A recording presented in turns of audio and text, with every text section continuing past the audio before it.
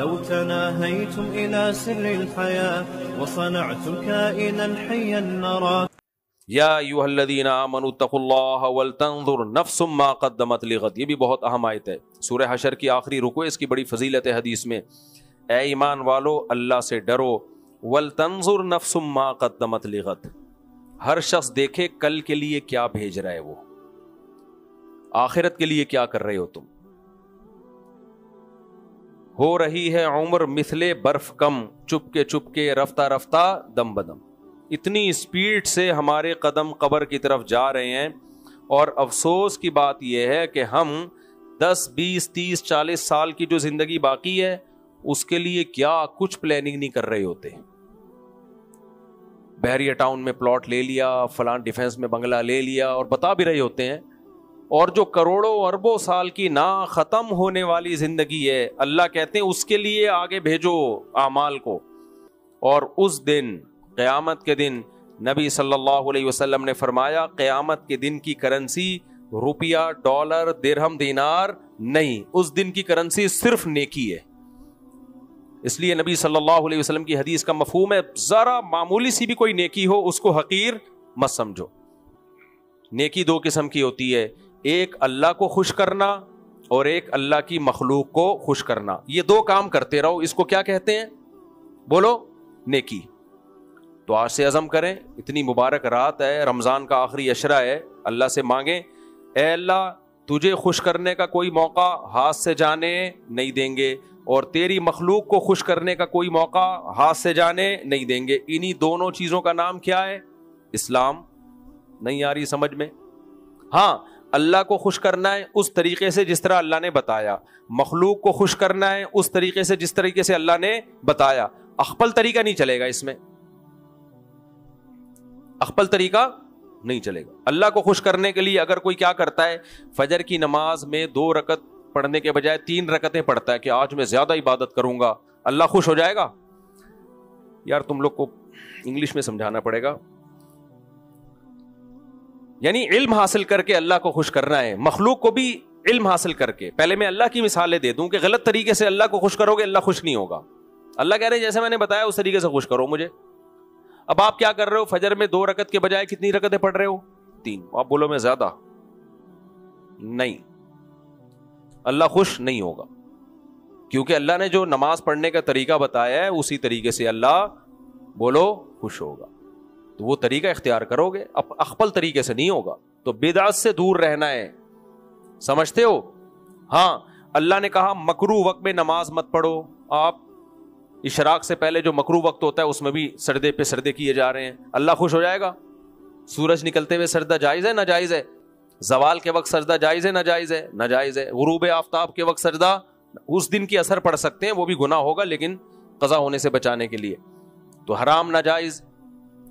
اس کے علاوہ جتنے چاہیں نوافل پڑھیں. طاق راتوں میں، لیلۃ القدر میں کوئی مخصوص طریقہ عبادت کا نبی سے منقول نہیں ہے.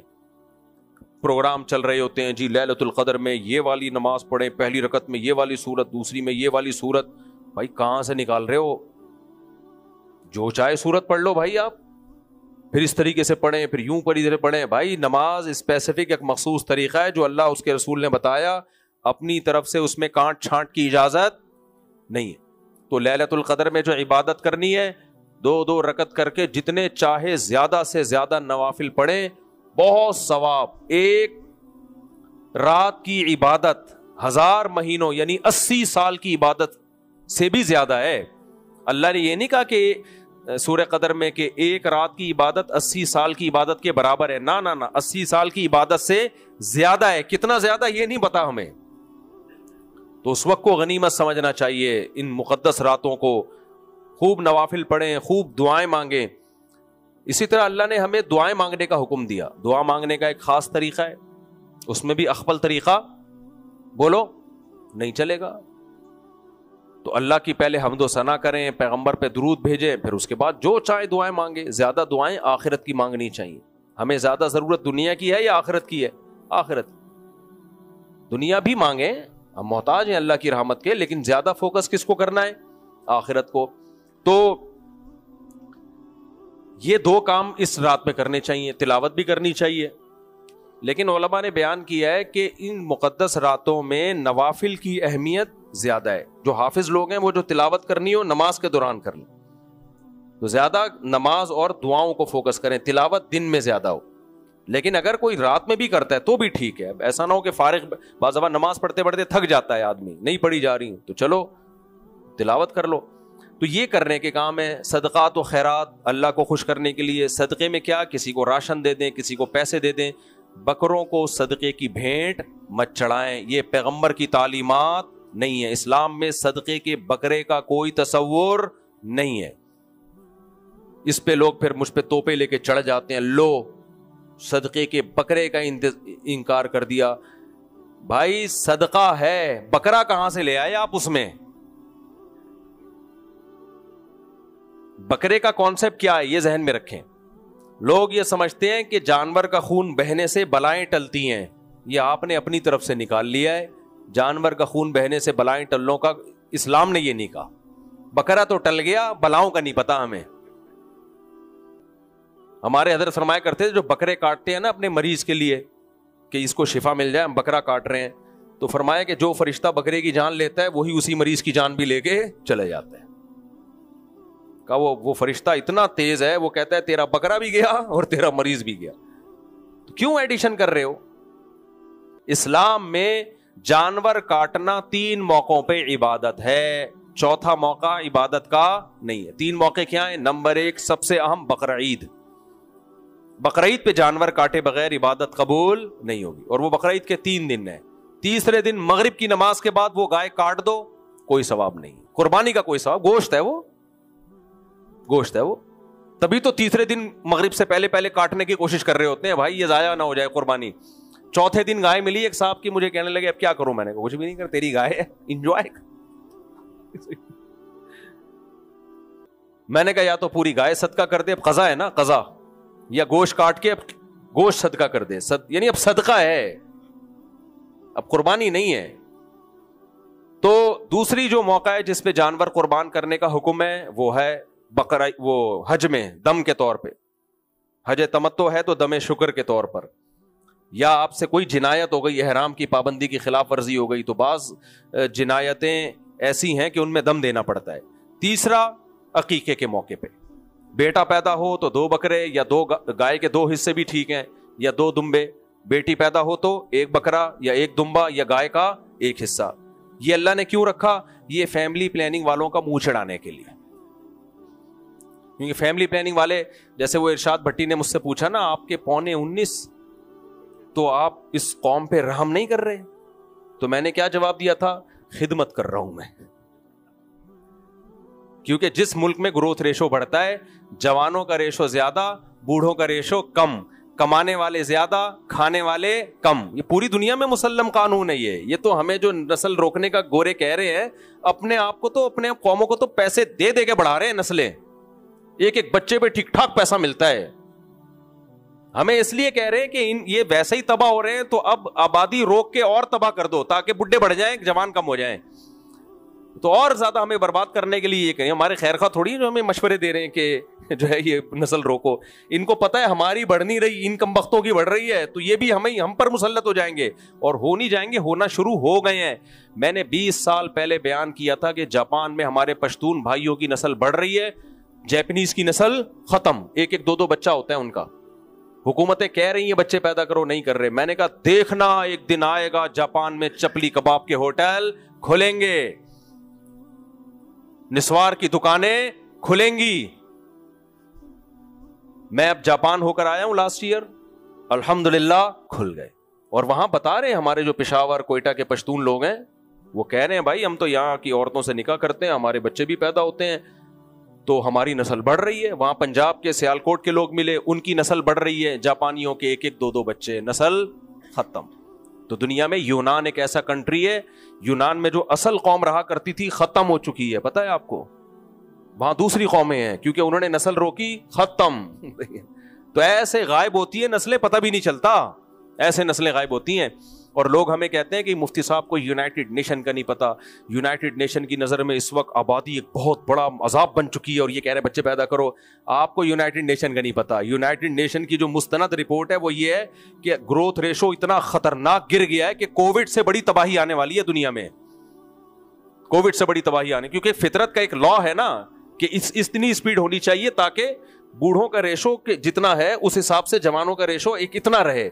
وہ اب مینٹین نہیں ہے, وہ کیا ہو گیا ہے, وہ خراب ہو گیا ہے. تو اب تو دنیا چیخ رہی ہے بھائی, جاؤ سویڈن میں, ڈنمارک میں اور مختلف ملکوں میں جاؤ, پاگل ہوئے میں, وہ کہتے ہیں بڑھاؤ یار, تبھی تو ہمیں ویزے دے رہے ہیں. وہ امریکہ کہہ رہے فیملی کے ساتھ آ جاؤ, آپ کہہ رہے ہو ہمیں نہیں بلا رہے. وہ پہلے دیکھتا ہے کہ یہاں کے خالی بچے ہی پیدا کرے گا یا کچھ اور بھی کرے گا, کوئی انلیگل ایکٹیویٹی میں تو نہیں ہے, لیکن وہ چاہ رہے ہیں کہ فیملی والے لوگ آئیں اور بچے یہاں آ کے پیدا کر کے نسل بڑھائیں. تو اس لیے یہ اٹھا کر پھینک دو باہر گلی میں, نئی تہذیب کے انڈے ہیں گندے. اچھا, مجھے ارشاد بھٹی کے سٹائل پہ بڑی ہنسی آئی جب میں نے کہا نا خدمت, کہہ رہے اچھا خدمت کر رہے ہیں ماشاء اللہ. تو وہ طنز بھی کر رہا تھا اور اسٹائل بھی نہیں چینج ہو رہا تھا. خیر ہم آگے چلتے ہیں. میں کیا بات کر رہا تھا, ہاں بکرے. تو اللہ نے 2 بکرے کاٹنے کا کیوں حکم دیا؟ تاکہ فیملی پلاننگ والوں کو تکلیف ہو. تکلیف اس بات کی ہوگی کہ ایک طرف پہلے ہی بہت بچے ہیں اور مزید بچہ آنے پر یہ خوشی میں بکرے بھی کاٹ رہے ہیں. دیکھو 2 چیزیں اللہ نے رکھی ہیں بچے زیادہ ہونے پر. 2 اللہ نے شکرانے رکھے ہیں باپ کے اوپر, 2 شکرانے. ایک, ہر بچے پہ بکرا کٹے گا, شکرانہ ہے, یہ جرمانہ نہیں. اگر جرمانہ ہوتا تو اس کا گوشت کھانے کی اجازت نہ ہوتی. ہم بقرعید جب ہم حج میں ہوتے ہیں اور احرام میں ہم سے کوئی گناہ ہو جاتا ہے, جنایت کا مطلب احرام کی پابندی کی خلاف ورزی ہو گئی, تو بکرا کاٹنے کا حکم ہے. اس کا گوشت کھانے کی اجازت نہیں ہے کیونکہ وہ جرمانہ ہے, شکرانہ نہیں ہے. ایک ہی سفر میں آپ حج بھی کرو عمرہ بھی کرو, حج تمتع, یہ شکرانہ ہے. تو اس میں جو بکرا کاٹو گے اس کا گوشت کھانے کی اجازت. جرمانے والے بکرے کا گوشت نہیں کھایا جاتا, شکرانے والے بکرے کا گوشت کھایا جاتا ہے. بقرعید میں ہم شکرانے کے طور پر جانور کاٹتے ہیں, جرمانے کے طور پہ نہیں, کیونککہ عید کے دن جرمانے نہیں لگتے اللہ کی طرف سے. پھر یہ عید کیسی ہوئی, شکرانے ہوتے ہیں, اس لیے اللہ نے کہا کاٹو کھاؤ, ٹھیک ہے نا. تکے بن رہے ہوتے ہیں رات کو, دیکھو کیا حلیم کی دیگیں وہ محرم کے اس سے بن رہی ہوتی ہیں بقرعید کے گوشت سے. تو اسی طرح جب بچہ پیدا ہوتا ہے تو عقیقے کا گوشت خود بھی کھاتے ہیں کہ نہیں کھاتے. تو اس سے پتا چلا یہ جرمانہ نہیں ہے کہ تمہارے 19 کیوں ہو گئے, 18واں کیوں ہو گیا, پینلٹی ہے نا. اللہ کہتے ہیں ویل ڈن, زبردست. شکرانہ کیا ہے, اللہ نے تمہیں اولاد کی نعمت دی, بیٹی ملی ہے تو 1 بکرا کاٹ, بیٹا ملا ہے تو 2 بکرے کاٹ, خود بھی کھا پبلک کو بھی کھلا. تو یہ شکرانہ ہے. اسی طرح عید الفطر میں دیکھ لو, ابھی عید آنے والی ہے نا, عید الفطر میں دیکھ لو.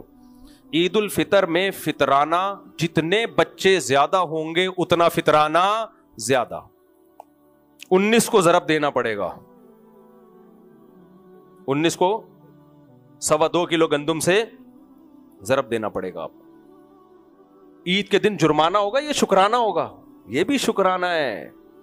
تو جس کی بچے جتنے زیادہ اس پہ شکرانہ اتنا زیادہ. اور علماء فقہا لکھتے ہیں کس بات کا شکرانہ ہے, یہ اس بات کا شکرانہ کہ اللہ آپ کے ذریعے اتنے افراد کو کھلا رہا ہے. اللہ کو کھلانے والا پسند, کھانے والا بالکل بھی پسند نہیں ہے. کہ تمہارے ذریعے سے اللہ اپنی مخلوق کو کھلا رہا ہے تو باپ پر لازم ہے کہ وہ دے, یہ ماں پہ لازم نہیں ہے, باپ پہ ہے. حالانکہ کھلاتی تو ماں بھی ہے, خرچہ کس کا ہو رہا ہے, باپ کا. اس لیے اللہ کہہ رہا ہے تیرا باپ بھی کھلائے گا. تو اس لیے بھائی میں فیملی پلاننگ کو اس لیے مانتا کہ فیملی پلاننگ اور اسلام ایک دوسرے سے کیا ہے, 180 ڈگری پر ہیں. تو یا تو اسلام چھوڑ دو بھائی, پورے گوروں کی طرح کھسک جاؤ ادھر ہی, ان کے تو ہو ہی نہیں رہا, ایک بھی نہیں ہوتا, وہ بھی پتہ نہیں چلتا, ہونے کے بعد کنفیوز ہوتے ہیں اسی کا ہی ہے یا اس میں بھی کوئی گڑبڑ ہو گئی ہے. تو ہم تو مسلمان ہیں بھائی, بڑا خاندان, خوشحال خاندان. کوئی غربت آ بھی جائے, خدا نخواستہ کھانے پینے کی کمی بھی آ جائے, تو بھائی اللہ تعالیٰ کبھی آزمائش میں ڈالتا ہے, کبھی پیٹ بھر کے کھلاتا ہے. نبی نے کیا فرمایا کہ میں چاہتا ہوں ایک دن پیٹ بھر کے کھاؤں, ایک دن بھوکا سوؤں. جب بھوکا سوؤں گا صبر کا ثواب, پیٹ بھرے گا شکر کا ثواب. ویسے تو اللہ دیتا ہے چھپڑ پھاڑ کے روزی, لیکن اگر کوئی آزمائش آئے تو یہ تھوڑی, یہ دنیا تو مسافر خانہ ہے. تو اللہ کی طرف توجہ. باقی اس پہ میں بہت سارے اشکالات ہوتے ہیں, تعلیم کیسے ہوگی, تربیت کیسی, ان کے جوابات دے چکا ہوں. اگر میں ابھی فیملی پلاننگ کو بدنام کرنے میں لگ گیا نا تو پھر یہ صورت رہ جائے گی. ان کو بھگو کے میں لگاتا ہوں. اور ان کی اپنی زندگی دیکھ لو بیچاریوں, بڑھیاں جب ہوتی ہیں نا فیملی پلاننگ والی, جو لوگوں عورتوں کو خراب کر رہی ہوتی ہیں, خود بڑھاپے میں ان کی حالت پہ ترس آتا ہے. کوئی خاندان نہیں ہوتا, کوئی پریوار نہیں ہوتا. تو اللہ نے ہمیں حکم دیا. ہاں, جانور کاٹنے کی بات کر رہا تھا, تو صرف عقیقے میں اور بقرعید میں اور حج میں, باقی جانور کاٹنا کوئی عبادت بولو نہیں. ہاں, ایک سوال پیدا ہوتا ہے کہ بھائی اگر ہم غریب کو گوشت کھلانا چاہتے ہیں تو کیا جا رہا ہے, بکرا کاٹ کے کھلا دینا. اس کا جواب 20 دفعہ دے چکا ہوں بھائی, پھر بڑا گوشت کھلاؤ نا غریب کو, وہ سستا ہوگا, زیادہ ہوگا. اول تو گوشت کے پیسے دے دو, اس کو گوشت ہی کیوں کھلا رہے ہو, راشن دے دو, راشن دے دو نا. یہ کیسا غریب ہے جو کہہ رہا ہے باقی تو سب پیٹ میرا بھرا ہوا ہے اور کھانے پینے کو بھی بہت ہے, فل ہوں, لیکن بکرا بہت دنوں سے نہیں کھایا میں نے. یہ غریب ہے. بکرے آج کل مالدار لوگ کھانے سے پہلے سوچتے ہیں, ایک ایک بوٹی گنتے ہیں مالدار آدمی کے, بھائی اتنا مہنگا ہو گیا بکرے کا گوشت, تو بوٹی کو دیکھ رہے ہوتے ہیں, ایک بوٹی اتنے کی پڑے گی. جیسے میں ایک دفعہ فشری سے مچھلی لے کر آیا, موبائل چوری ہو گیا میرا مہنگا, تو میں لوگوں کو مچھلی کھلاتا تھا, کہتے یہ ایک پیس اتنے کا پڑ رہا ہے, اس کو ضائع, یعنی ایک کانٹا بھی ضائع نہیں ہونا چاہیے, پورا اچھی طرح چوسو کانٹے کو بھی. تو اتنا مہنگا بکرے کا گوشت ہے غریب کو. اور اگر بکرا ہی کھلانا ہے, آپ کہہ رہے نہیں غریب بکرا کھائے, تو خرید کے کھلانا سستا پڑتا ہے, کاٹ کے کھلانا مہنگا پڑتا ہے. لیکن آپ کی گوٹ آ کے وہیں اٹک گئی ہے, بکرا خرید کے ذبح کرنا ہے. اس کا مطلب صدقہ مقصد نہیں ہے, بکرا کاٹنا مقصد ہے. یہ شریعت میں زیادتی ہے, اس کا اسلام میں ہمیں نہیں ملتا. صحابہ کرام کے دور میں صدقے کے بکرے اس طرح سے. تو یہ ساری چیزیں, اور اس کا ایک نقصان کیا ہے, ایک تو غلط عقیدے کی ترویج, دوسرا نقصان بکرے مہنگے ہو رہے ہیں. اس سے بکرے کیا ہو رہے ہیں, وہی بات ہے, فطرت آپ کے جذبات کی وجہ سے اپنا قانون تھوڑی چینج کرے گی. فطرت نے, نیچر نے جو لا رکھا ہے, اتنے بکرے ہر سال پیدا ہوں گے, تو وہ تو اتنے ہی پیدا ہوں گے. آپ نے دے دنادن کاٹ کے ایسے پورے سال کھلانا شروع کر دیا, اس میں کتنے ضائع ہوتے ہیں. غریب کو آپ اتنے پیسے دے دیتے, وہ 6 خاندان پل جاتے اس میں بکرے کی قیمت میں, یعنی ان کو راشن مل جاتا. پلنے کا مطلب یہ, آپ نے ایک ہی کو اتنا کچھ کر دیا یا 4 میں بانٹ دیا وہ, تو یہ غلط نظریہ ہے. ایک تو یہ نقصان کہ غلط عقیدہ, دوسرا اس سے بکروں کی قیمتیں کیا ہو رہی ہیں, بڑھ رہی ہیں. اور پھر بکرے دیکھو, پنجروں میں اتنے بکرے, ان پہ صدقہ کرنے کا دل چاہتا ہے. میں نے تو کئی دفعہ سوچا یار یہ صدقے کے بکرے کو پہلے خود تو ہم صدقہ کریں, 5 روپے کی لوسن ہی کھلا دے یار اس کو تو اس لیے صدقہ دیا کرو. پیسے دو اور کھانا کھلا دو, کسی کو راشن ڈال دو اس کے گھر میں. اور غریب لڑکیوں کو جہیز, اگر اس کی شادی اس کے بغیر نہیں ہو رہی ہے تو چلو جہیز بنا کے دے دو. جو بیان میں بیٹھتے ہیں ان کو آئس کریم کھلا دو. خیر یہ تو میں مذاق کر رہا ہوں. تو اللہ کو راضی کرنے کے لیے کیا ہے, نماز ہے, روزہ ہے, نفلی روزے رکھیں زیادہ سے زیادہ. یہ جو آیت ہے نا, قرآن کہہ رہا ہے کہ وَلْتَنْظُرْ نَفْسٌ مَا قَدَّمَتْ لِغَدٍ, کل کے لیے کیا تیاری کر رہے ہو یہ دیکھو. تو کل کی تیاری سمجھ میں آ گئی, نوافل زیادہ پڑھنے ہیں اللہ کو خوش کرنے کے لیے, حج کرنا ہے, عمرہ کرنا ہے, اور نفلی روزوں کا بھی معمول بنائے. پیر جمعرات کا روزہ, ایام 20 کا روزہ, رمضان کے بعد روزے ایک دم شارٹ کر دینا بھی ٹھیک نہیں ہے. شوال کے 6 روزے ہیں, جتنی اللہ جس کو توفیق دے. ایک طریقہ یہ بھی ہے کہ کوئی دن متعین نہ کریں, جب موڈ ہو روزہ رکھ لیا, یہ بھی ایک طریقہ ہے. جب موڈ ہو, آج ہمارا روزہ ہے. میں تو ایسے ہی رکھتا ہوں کہ مجھے اندازہ ہوتا ہے بھائی کل میں فارغ ہوں, چھٹی بھی ہے, آرام سے چلو بھائی. ہمیشہ نہیں, لیکن جب اللہ توفیق دے چلو جی روزہ. یہ بھی ٹھیک ہے روزہ رکھنے کا, یہ بھی طریقہ. نہ رکھنے سے بہتر ہے کسی نہ کسی طریقے سے رکھ لے.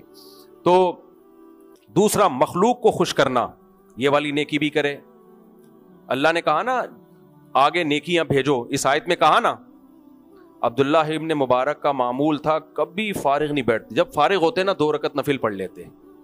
اور ان کا شعر ہے اغتنم رکعتین زلفا الی اللہ ان کنت فارغا مستریحا, کہ اگر تو فارغ ہے تو 2 رکعتوں کو بھی غنیمت سمجھ. میں نے اپنے شیخ حضرت مفتی رشید احمد صاحب کو بھی دیکھا, دارالعلوم کورنگی میں گئے, حضرت مفتی تقی صاحب کے ساتھ کوئی علمی بحث تھی, تو میٹنگ شروع ہونے میں ٹائم تھا, تو ہم نے دیکھا حضرت کھڑے ہو گئے, نفل کی نیت باندھ لی. ہم نے کہا یار یہ ہوتے ہیں اللہ والے لوگ, صحیح ہے نا, کہ ابھی ٹائم ہے اور کوئی کام نہیں ہے تو بھائی فارغ اس وقت کو ضائع کیوں کریں, کیا پڑھ لیں, نفل پڑھ لیں, اس میں نماز پڑھ لیں. اب آپ پہلی صف میں آ کے بیٹھ جاتے ہیں, ٹائم ہے تو بھائی سنتیں پڑھ لو, نماز پڑھ لو, تلاوت کر لو. کیا ہوتا ہے, غیبتیں وہیں سے شروع. فارغ بیٹھے ہیں, ابے یہ دیکھا ہے کمیٹی والوں کو دیکھ, کمیٹی والوں کو دیکھ کیا کر رہے ہیں, فارغ ہو گئے تو یہی کام ہوگا. تو یہ ساری نیکیاں ہم نے کرنی ہے. تلاوت کتنی بڑی فضیلت ہے, کتنی بڑی فضیلت ہے تلاوت کی. ایک حرف حدیث میں آتا ہے جو قرآن کا پڑھتا ہے, تلاوت کرتا ہے, 10 نیکیوں کا ثواب ہے. اور یہ بغیر سمجھے پڑھنے پر ہے. سمجھ کے پڑھنا تو اور اچھی بات ہے, لیکن جس کو سمجھ کے نہیں پڑھنا آتا تو یہ نہیں کہ بغیر سمجھے پڑھنے کا کوئی فائدہ نہیں ہے. کیونکہ حدیث میں مثال دی ہے الف لام میم کی, جو حروف مقطعات میں سے ہے, جس کا مطلب اللہ کے سوا کسی کو معلوم ہی نہیں ہے. حضرت مولانا شرف علی تھانوی نے فرمایا, نبی نے مثال وہ دی جس کا مطلب کسی کو نہیں پتا. اس مثال میں یہ مضمون چھپا ہوا ہے کہ بغیر سمجھے پڑھنے میں 10 نیکیاں ملتی ہیں ایک حرف. تو الف لام میم پڑھنے میں کتنی نیکیاں؟ 30. اور رمضان میں یہ ثواب اور زیادہ بڑھ جاتا ہے, اور باوضو پڑھنے میں اور زیادہ بڑھ جاتا ہے, اور نماز میں پڑھنے میں اور زیادہ بڑھ جاتا ہے, اور تراویح میں پڑھنے میں اور زیادہ بڑھ جاتا ہے, اور مقدس رات ہو تو اور زیادہ بڑھ جاتا ہے. تو پورے سال رمضان یعنی قرآن کی تلاوت کا معمول بنانا چاہیے. میں مخلوق کے حقوق کی طرف آتا ہوں. مخلوق کے حقوق میں کیا ہے؟ صدقہ خیرات, ہدیے دیا کریں اپنے رشتہ داروں کو, پیسے دیا کریں. کوئی بیوہ بہن ہے, کوئی مالدار ہو, آپ کے غریب رشتہ دار ہیں, بھائی چپکے سے پیسے پکڑاؤ, چپکے سے بھی دکھا کے بھی. قرآن میں جہاں چپکے سے دینے کا حکم, وہاں دکھا کے دینے کا بھی. دکھا کے دینے کو بھی بہت فوکس کیا قرآن نے. وجہ کیا ہے؟ اس سے ترغیب ہوگی. اپنے بچوں کو بتاؤ میں یہ پیسے دے رہا ہوں, تاکہ بچوں کو بھی ترغیب ہو. باپ کو چاہیے اپنی بہن کو بچوں کے سامنے دے, تاکہ بچے بڑے ہوں تو آپ کی بیٹیوں پہ بولو نا خرچ کرے. آپ کسی بڑے بزرگ کو ہدیہ دیتے ہیں, اپنے بچوں کے سامنے دیں, تاکہ بچے بھی علماء کو, جو بھی بزرگان, میں کھاتا پیتا آدمی ہوں, میں مثال دے رہا ہوں, سیکھیں ان کو ہدیہ دینا, گفٹ دینا سیکھیں.